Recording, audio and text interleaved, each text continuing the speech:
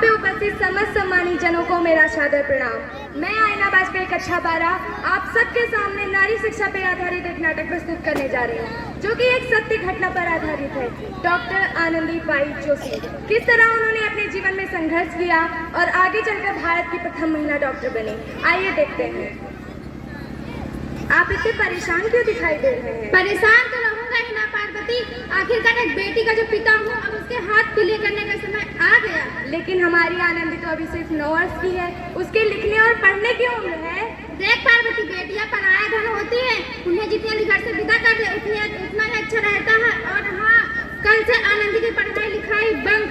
पर बापू, इसमें मेरी क्या गलती है? मुझे भी पढ़ना है। तेरी गलती यह है कि तू एक लड़की है, लड़का होती तो क्या बापू, लड़का होती तो क्या? ये लड़की जात बन मत जाने, जुबान हलक से निकाल कर बाहर फेंक दूंगा। पर बापू, मुझे अभी पढ़ना है, पढ़ लिख कर कुछ बनना है। तुझे पढ़ना है तो पढ़, लेकिन सारी जिंदगी यूं बापू के छाती पर बोझ बनकर ना बैठ। पर बापू, मेरी उम्र ही क्या है? मुझे पढ़ लिख कर डॉक्टर बनना है। पढ़ाई पढ़ाई तेरी किताबों का काज तमाम करके ही छोड़ूंगा। नहीं बापू, नहीं बापू,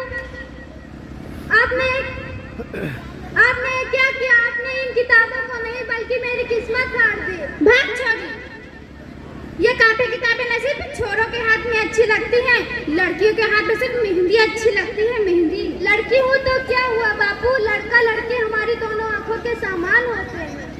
देख छोरी, मेरा एहसान मान कि तू अभी तक जिंदा है, कहीं बस में तेरा गला दबा कर मार दिया होता तो तेरी बकबक नहीं सुननी पड़ती आज। पर बापू, मुझे अभी चूल्हा जलाना नहीं अच्छा लगता। जितनी जल्दी हो सके चूल्हा जलाना सीख ले। हाँ, तेरे लिए यही अच्छा है। और हाँ, कल तेरा ब्याह होगा।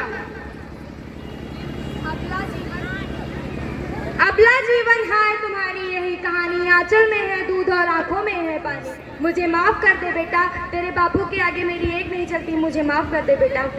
तो इस प्रकार मात्र 9 वर्ष की उम्र में आनंदी का विवाह गोपाल राव जोशी के साथ हो जाता है। 5 वर्ष बाद आनंदी अब 14 वर्ष की हो गई है। उसके घर में एक शिशु ने जन्म लिया है।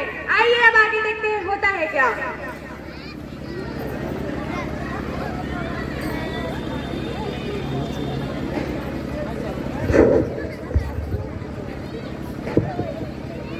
देखिए ना, इसे क्या हो गया है? इसका माथा तो आग की तरह तप रहा है, इसे तो बहुत तेज बुखार भी है। माधव, जल्दी से बैच जी को बुला कर लाओ। जी, अभी बुला कर लाता हूं। आनंदी, तुम्हें क्या कर रही हो? भगवान की विभूति लगा रही हूँ। ये सब अंधविश्वास है आनंदी, बंद करो ये सब। अरे आप यकीन तो कीजिए, इसका माथा ठंडा हो रहा है और बुखार भी उतर गया है ना बाबू? आंखें खोलो बाबू, आपको आपकी माँ बुला रही है। आंखें खोलो ना बाबू, आंखें खोलो, आपको आपकी माँ बुला रही है। आंखें खोलो बाबू, देखिए ना इसे क्या हो गया है, आंखें भी नहीं खोल रहा है। आनंदी, अब हमारा बेटा आंखें कभी भी नहीं खोलेगा। नहीं, ऐसा नहीं हो सकता। मेरे बेटे को मुझसे कोई नहीं छीन सकता, कोई नहीं छीन सकता मेरे बेटे को। माधव, आनंदी, बंद करो ये पागलपन। भगवान ने मुझसे मेरा बच्चा छीन लिया है।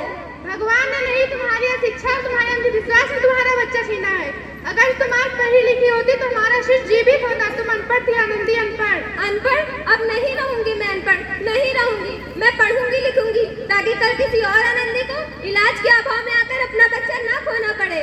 शाबाश आनंदी, और यही तुम्हारे अपराध का प्रायश्चित भी है।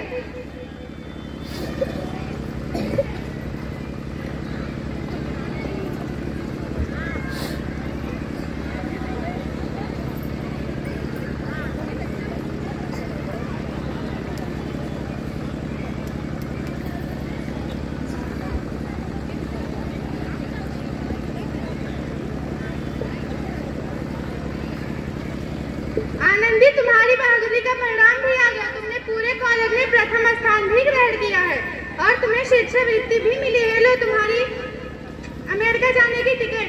क्या मुझे शिक्षावृत्ति मिल गई? मैं अमेरिका जा रही हूँ। पर मैं ये सब अकेले कैसे कर पाऊंगी? तुम अपने आप को इतना कमजोर मत समझो। अगर तुम इतनी पढ़ी लिखी हो, तुम्हारी इतना पढ़े लिखने होने का क्या फायदा? तुम अनपढ़ हो, तुम अभी भी गंवार की और गंवार ही हो। गंवार नहीं हूँ मैं, अब गंवार नहीं हूँ, गंवार। तो इस प्रकार 7 अप्रैल अप्रैल 1883 को आनंदी अमेरिका के पेंसिल्वेनिया के लिए रवाना हुई और 3 साल बाद उन्होंने वहां से डॉक्टर ऑफ मेडिसिन की उपाधि प्राप्त कर ली। इधर आनंदी के पिताजी की तबीयत बहुत खराब है। आइए आगे देखते हैं होता है क्या।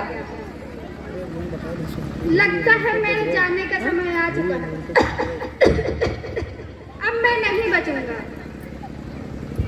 ऐसा मत बोलो, शहर के सिटी हॉस्पिटल में अमेरिका से डिग्री लेकर कोई बड़ा डॉक्टर आया है, एक बार वहाँ चलकर दिखा लेते हैं। हाँ भैया सही कह रहे हो, कम से कम दिल को तसल्ली तो मिल जाएगी। हाँ हाँ चलो चलो जल्दी हॉस्पिटल चलते हैं।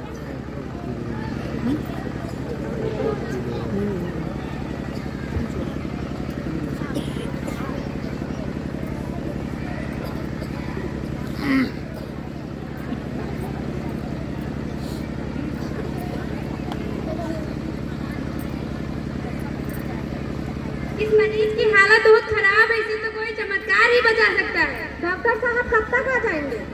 लो आ गई डॉक्टर मैडम।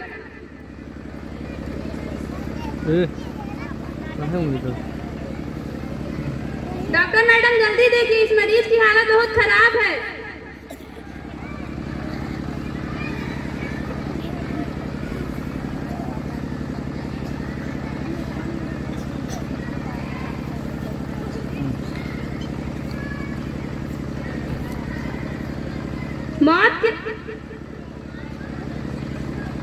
मौत के मुंह से बचाया है तुम्हें डॉक्टर मैडम ने।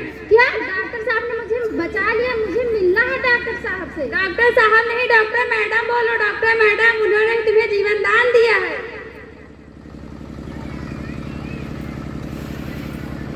लो आ गई डॉक्टर मैडम, मिल लो उनसे।